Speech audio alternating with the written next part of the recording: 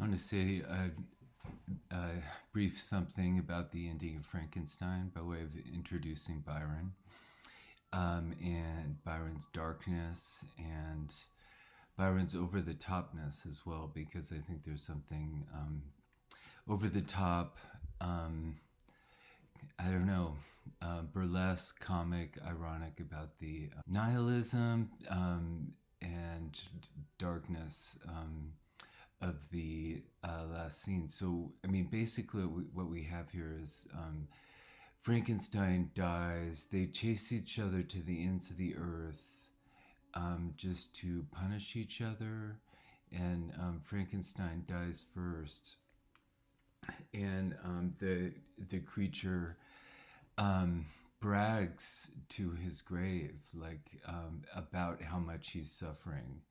Um, so it's like a contest of who's the most disappointed and frustrated by life and miserable. They're, that's what their rivalry boils down to, is a rivalry of resentment. My resentment is um, superior to thine. My agony was superior to thine. Um, I don't know. There's something so perverse, ridiculously perverse. Um, so I don't know. It's a mix. It's also sublime. It's an image of death and eternity. It's just as dark. The darkness and distance is, I feel, just as powerful as the lone and level sands that end Ozymandias, or the darkness that ends Byron's poem of that name. Um, so, and weirdly, that's its realism. I mean, that's why it feels to me like toxic masculinity, because there's also something comic about that, kind of ridiculous.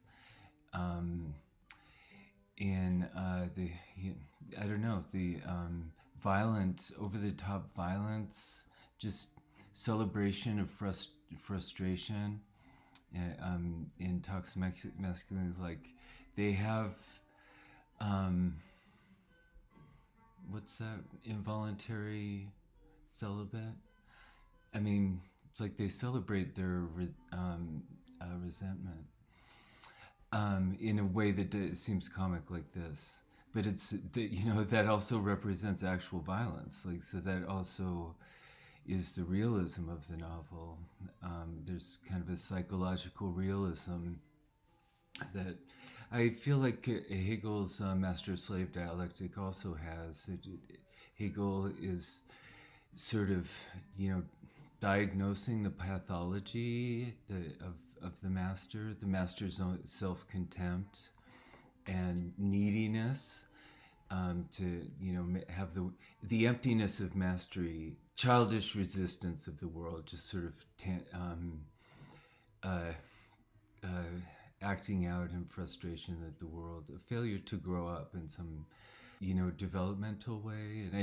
And so I think that's finally what the book is offering us to do. It's like, this is how you grow out of this. This is how you dissipate it, is to turn it into literature, something we communicate about, rather than just acting out in this mechanical, reflexive way. We can acknowledge it, acknowledge this impasse. I mean, I think, what's going on here is a kind of failure to communicate, um, on some basic level. And I think that what the novel is a means of communicating, turning these experiences into something we can talk about, rather than just compulsively act out this inane cyclical violence.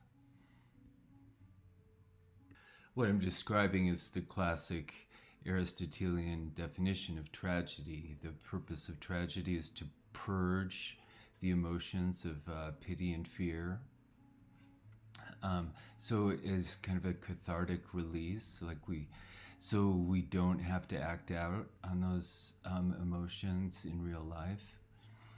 Um, and I think that's, a powerful way to think about, communications, talking it out, but letting, uh, I mean, because it's a tremendous act of social trust that we can codify our emotions and uh, say them and trust that they're recognized. I think that's what art is doing, is giving us a way of mediating this mutual or social recognition, and it's a way of talking it out. It's kind of a blunt way to put it, but I think part of the realism of this dialectic is that I don't know how literally it applies to so much of real life and history. So speaking of the master-slave dialectic, I think the kind of cathartic communication that I'm talking about, and irony, is really well illustrated, manifest by the blues music, the legacy of blues music, which is sort of at the root of global pop culture today. But just think about the basic role of irony, the singing about pain, this sort of joy of the cathartic joy of singing about pain, turning waste into value, communities of a solitude and abandonment created by the music of lamenting solitude and abandonment, in a social space of nomadic homelessness. I think that's a theme that I'm going to be developing more in this last part of the class. Is it's a literary community, musical community. It has a kind of transportability or mobility that I think is a key part of its modern development, the kind of mobility of pop culture, that it's a worldwide language, and that is what I mean by Promethean rootlessness. It's like a global Promethean potential to for a global community. The profound ironies of blues music are part of what make it mobile, and that's what I am wanting to suggest about this romanticism, this mobility.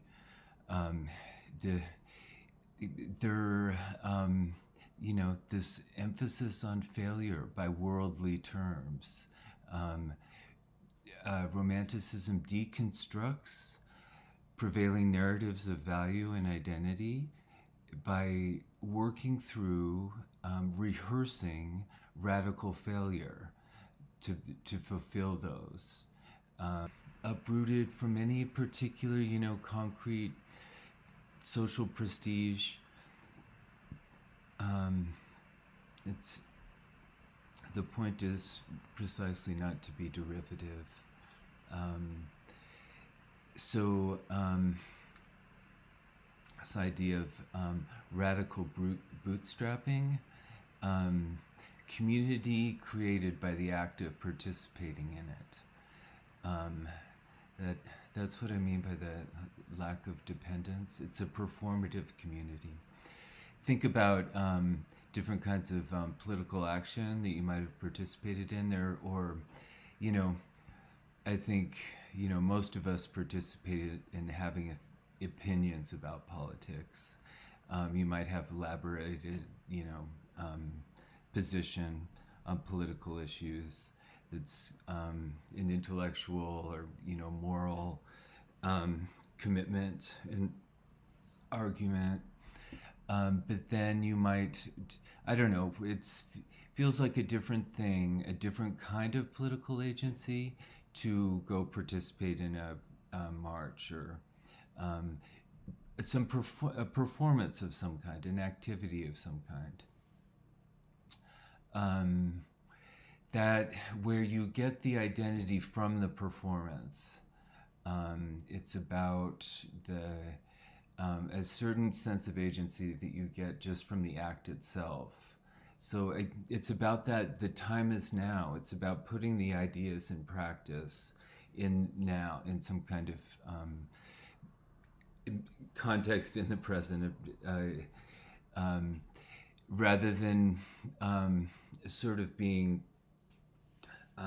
preserved as opinions rather than actions. Did different dimensions in a way we've kind of there's something we've lost by I think that's registered in language that we think of our politics as just being opinions rather than not necessarily needing this active dimension to it, but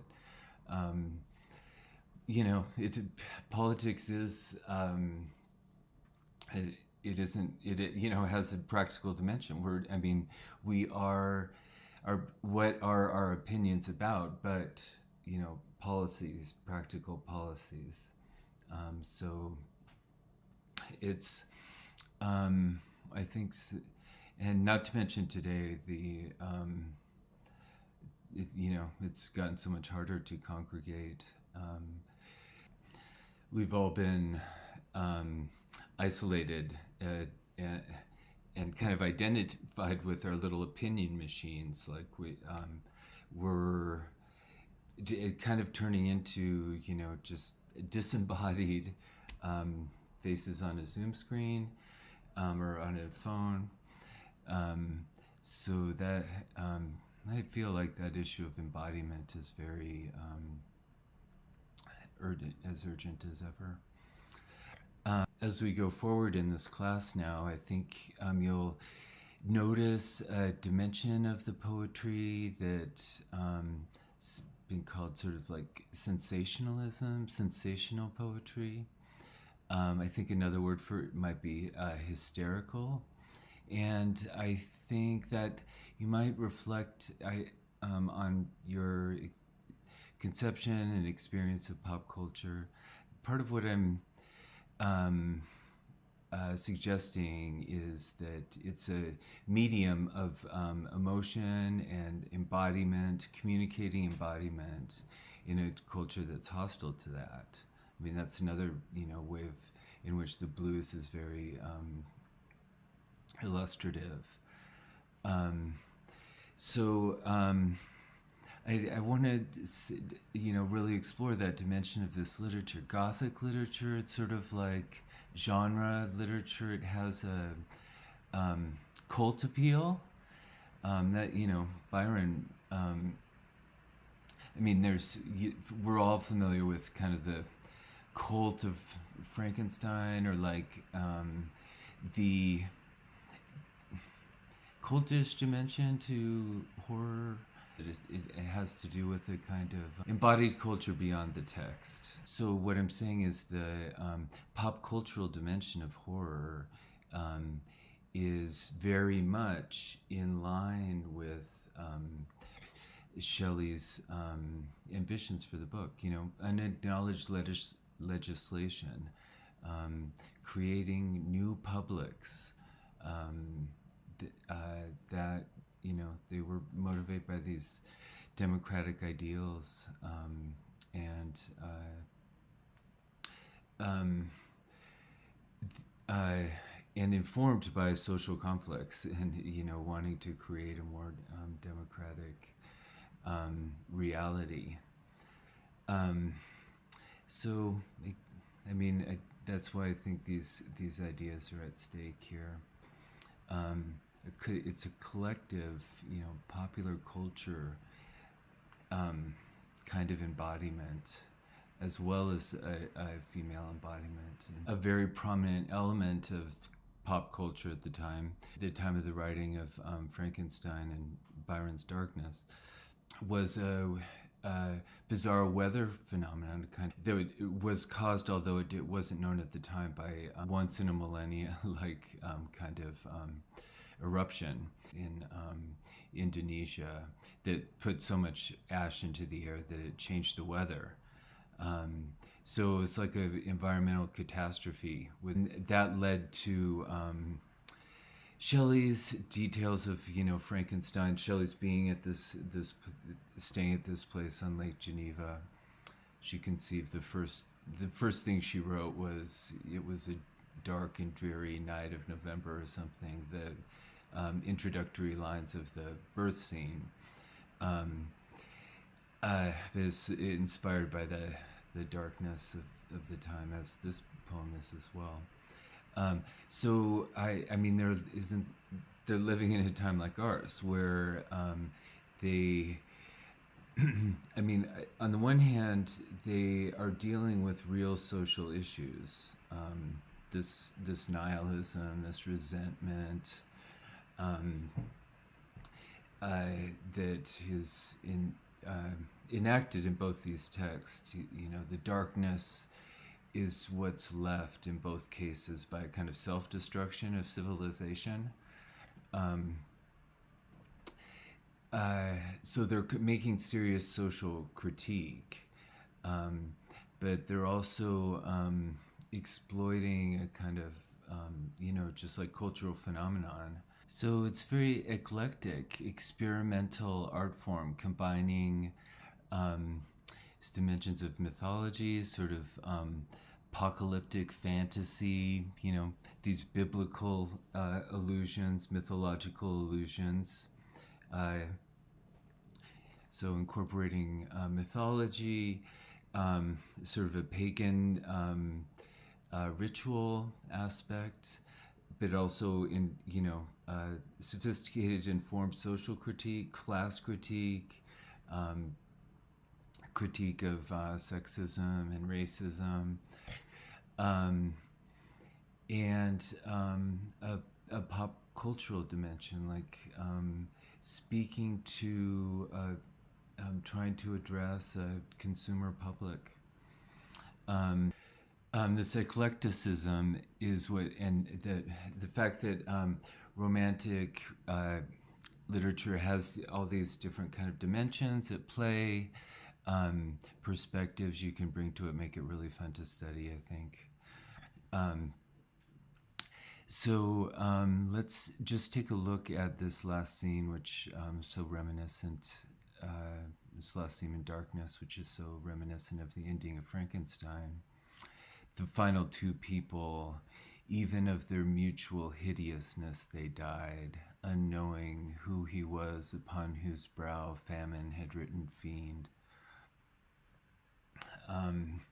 So inane death, like I feel like just as kind of distracted and pointless, confused as the end of Frankenstein. But what I want to draw your attention to here is sort of the sublime stakes of the kind of aesthetics of the ending at the North Pole, the end of the world, and I think how he's doing something here that is typical of the aesthetics in throughout Frankenstein, of kind of aestheticizing the material, the inert material, like the pieces of the creature's body, and especially the proposed mate's body, that were being similarly challenged to personify that, or our capacity to see personhood in inert materiality is being tested. Byron explicitly uses the technique of personification in the last sentence, uh, to raise that question. Um, and I think I, it's an astonishing kind of combination of these elements, like the it's kind of pagan mythological element, but also sort of a modernist like reliance on grammar, sort of to this, it's sort of the miracle device, like this minimalist poetics of grammar, using the pronoun. Um, just like the beginning of the Rime of the Ancient Mariner, the sort of a sublime effect of that it is an Ancient Mariner, or the use of indexical pronouns in Tintern Abbey. I think it's interesting how they use this kind of meager means to have to address these emotions. It's another kind of irony. Again, that mobile irony, or it's kind of punk rock, like I mentioned before. Like I'm communicating to you by kind of sabotaging the tools, or just playing with their limits in a new way.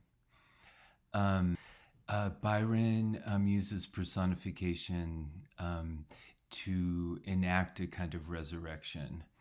Um, so at the end of the narrative, time's done, like civilization's done, history's done. They've died. It collapsed in on itself. But so what? The personification that follows, it's like, who's personifying? Who's there? It's sort of like in Kubla Khan.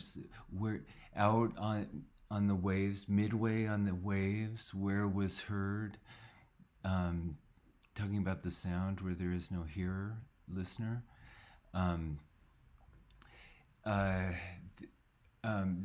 This has the same uncanny effect. The personification of this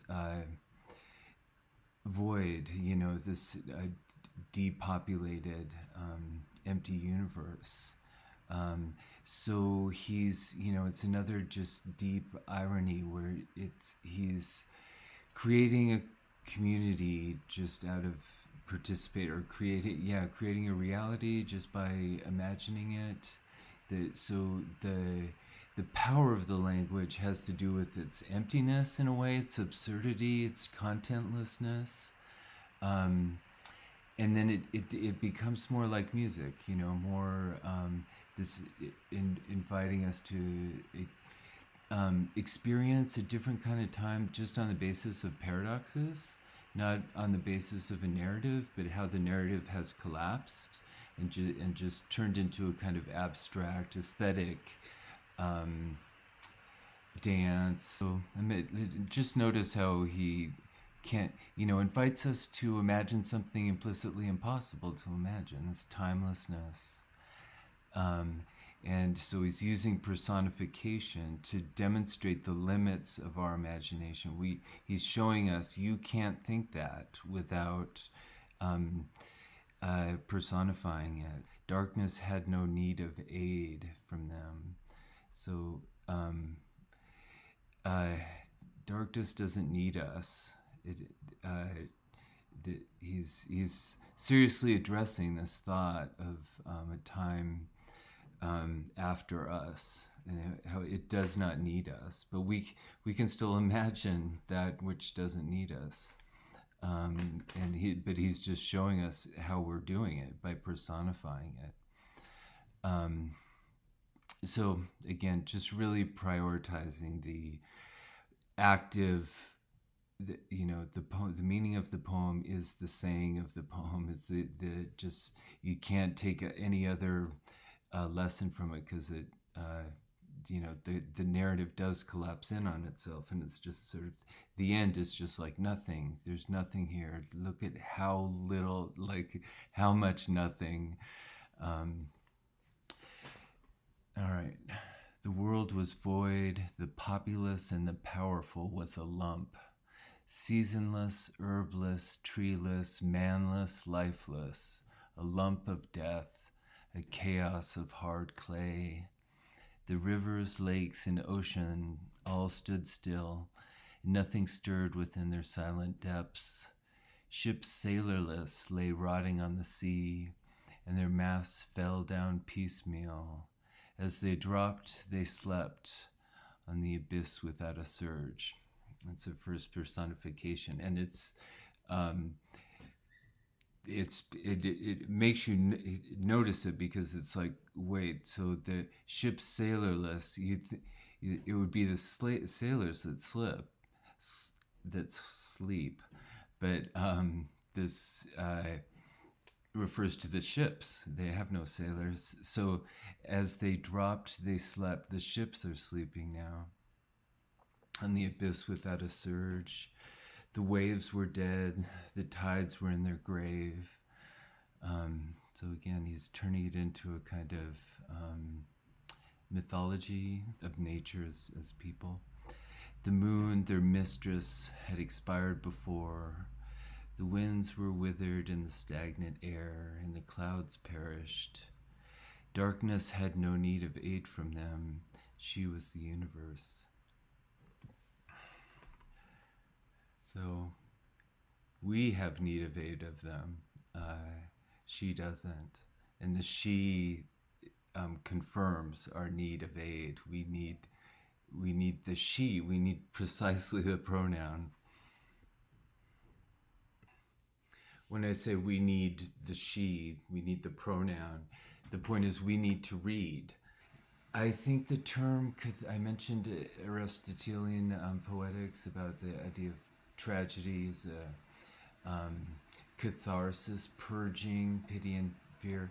I think that can be misleading in that it suggests that it's dispensing with emotion. The romantic literary theory that we've read sees it differently, that the emotion stays embedded in the language. Remember Shelley's description of the way language perpetuates kind of emotional content. Here's another example. I think it's a must-read in connection with Frankenstein. I mean, it's another, I think, incredibly astute version of this. What's left after the self-destruction of, inane rivalry, nihilism, resentment? This be the verse. They fuck you up, your mom and dad. They may not mean to, but they do. They fill you with the faults they had and add some extra just for you.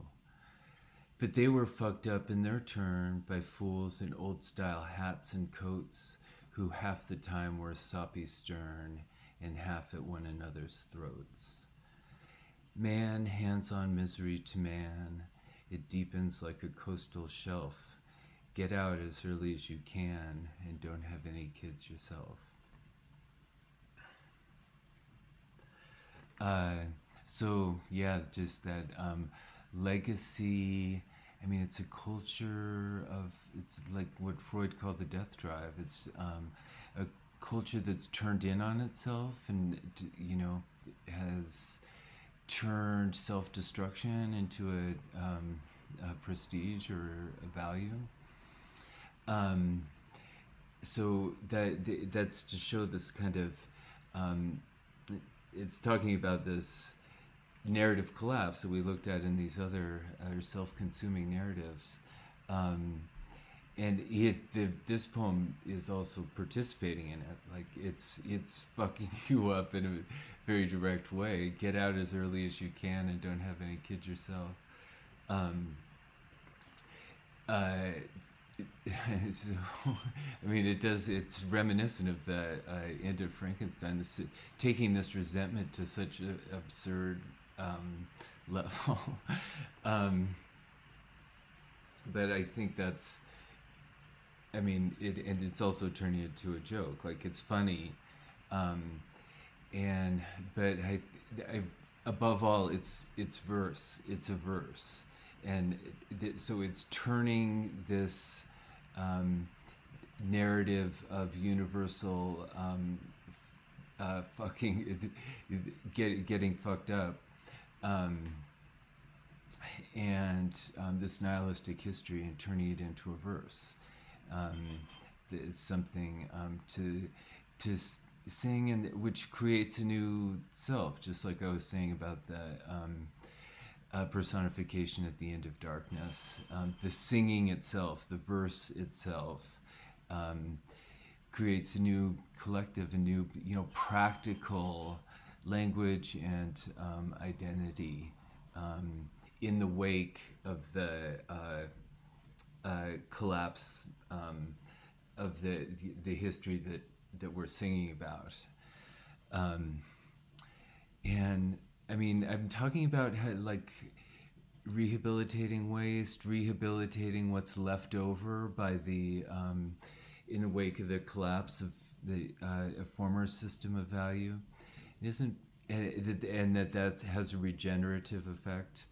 Um, I mean, fuck is, it's kind of amazing how that word represents sort of um, uh, both the absolute waste, the absolute worst, um, and uh, procreation, sex. So, and it also sort of represents surprise. It's what you say when it's like, suddenly you're surprised by something.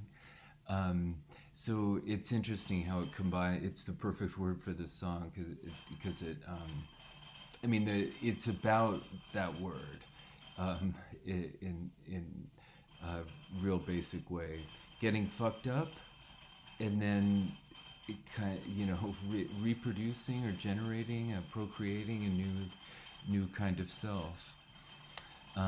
So that's another way of looking at, Frankenstein, is the procreative effect of this, or potential legacy of just reading the novel, that reading this story of self-consuming narrative. We we procreate potentially a new society, right out of how fucked up it is. These different uh, texts are really, again, is that maybe that's a kind of a punk rock dimension to it, that they're really uh, foregrounding their failure. And final example of grammar used to erotic effect. Here I have in mind this conjunction, so and yet. It's interesting. The poem begins as if it's merely acknowledging this conclusion. So we'll go no more roving.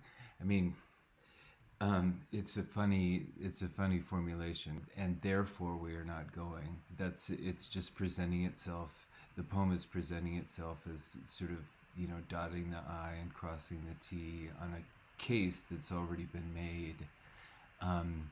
So in a way, it underscores its own uselessness, and which makes its poetic effects all the more striking. So the effect of this over writing, or just sort of excess writing, is itself a kind of erotic effect. So the poem begins by saying, therefore we're not going to do this anymore, but by the end it says, despite that, and yet. So in other words, the poem has the erotic effect of almost talking him back into going roving. But you get the same point, that it's a verse, it's a dance. It draws you into its own the momentum of the dance, even as it's telling a narrative of being through.